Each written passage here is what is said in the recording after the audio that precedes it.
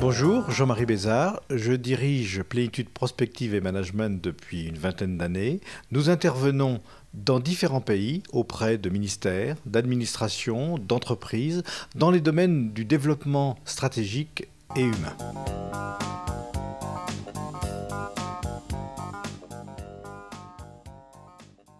Je me garderai bien de faire des généralités sur l'ensemble de l'Europe, même si on sait bien que la crise souveraine, la crise de l'euro impacte très fortement le moral des chefs d'entreprise. Mon témoignage portera plus sur les entreprises avec lesquelles nous travaillons, soit directement, soit indirectement, surtout celles qui connaissent des moments extrêmement difficiles.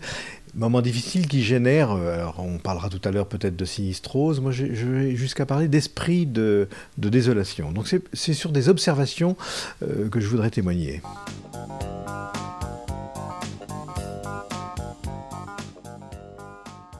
Il faut accepter de nommer ce qui se passe, nommer ce qu'on est en train d'affronter, nommer qu'effectivement on est en difficulté. J'ai plusieurs fois vu dans des entreprises que c'est un vrai choc de se rendre compte que la situation de l'entreprise, elle n'est peut-être pas celle qui est connue dans les médias, mais qu'au fond, comme disait une personne dans un comité stratégique un jour, ah bon, mon entreprise peut disparaître. Et c'est vrai que ma réaction assez spontanée avait été de dire, mais oui, mais si elle peut disparaître, c'est qu'elle est vivante, et donc qu'elle peut vivre et se développer.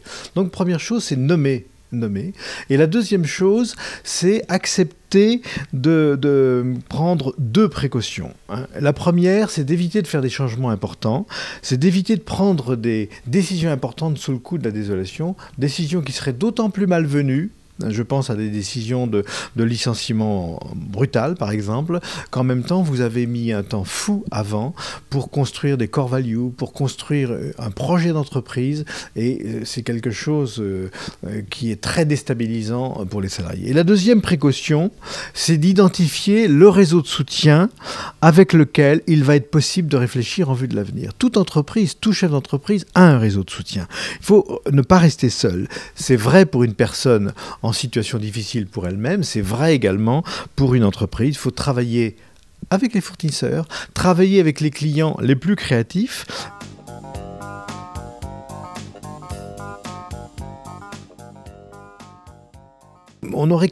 Nous aurions quatre grandes recommandations à cet égard.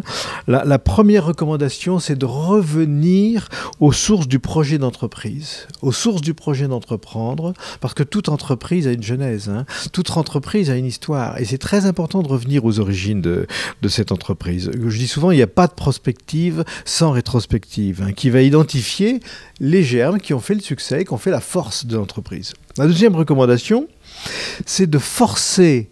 Quand on est dans une situation vraiment difficile, que je qualifie de situation de désolation, c'est extrêmement important de forcer les équipes, en service ou en interservice, chaque semaine, à se rencontrer pour essayer justement de transformer positivement les pensées, les ressentis, les émotions. Et là, il y a une fonction extrêmement importante de l'encadrement, pour contenir toutes ces émotions négatives et pour essayer justement à trouver des issues. Alors ça veut dire aussi, c'est des choix extrêmement précis en matière de management. Ça veut dire que autant que faire se peut, on ne licencie pas.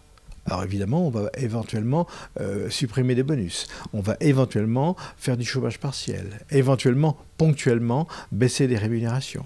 Mais pendant ce temps-là, on se forme, on voyage aussi pour pouvoir rencontrer d'autres expériences, d'autres entreprises.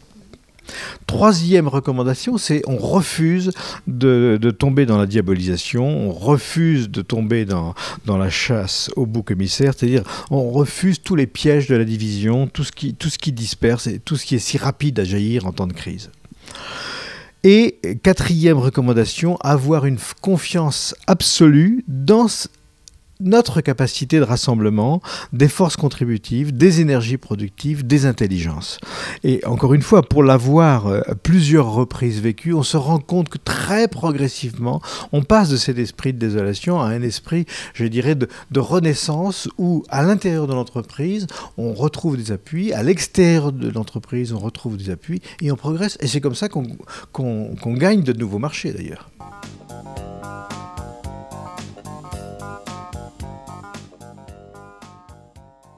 Je dirais que pour les dirigeants, ça va supposer plusieurs choses. Ça va supposer d'abord d'assumer pleinement le fait d'être un chef.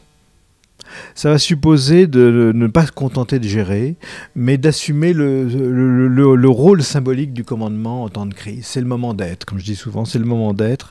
C'est le moment d'être pleinement vivant, pleinement entreprenant, pleinement confiant.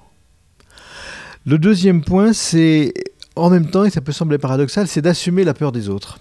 C'est d'assumer comme légitime le fait que les équipiers ont peur, qu'une partie de l'encadrement a peur.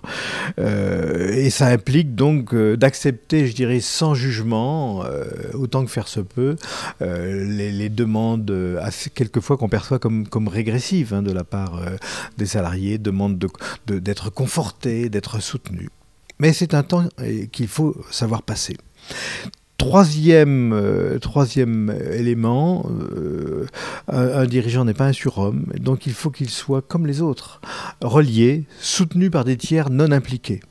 Que ce soit des pairs, que ce soit des conseillers de synthèse, dont c'est le rôle, que ce soit le réseau personnel de soutien, parce que la résilience, ça se cultive.